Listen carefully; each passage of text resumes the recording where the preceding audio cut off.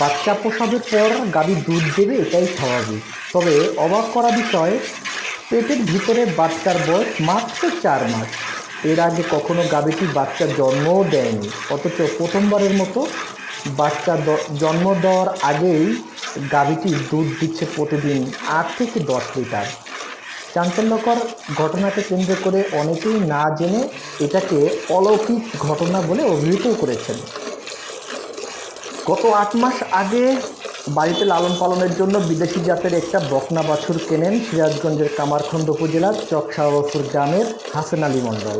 দেখতে সাদা কালো উচ্চ জাতের বাছুরটি বাড়িতে নিয়ে এসে পুষ্টিকর খাবার খাওয়ানো শুরু করলে বকনা বাছুরটি আস্তে আস্তে বড় হতে থাকে। হাসেন আলীর ভাগ্য এতটাই ভালো যে বকনা বাছুরটি বাড়িতে নিয়ে আসার ঠিক 4 মাস পরেই প্রাণী চিকিৎসকের পরামর্শে গর্ভধারণের জন্য প্রজনন দেওয়া হয়। এরপর কেটে যায় 4টি মাস। এরপরেই গাভীটি দুধ দেওয়া শুরু করে। প্রথম দুধ দহন করে ফেলে দিলেও এখন আর ফেলে দেওয়া হয় না। এখন পরিবারের সকলের সেই দুধ পান করছে।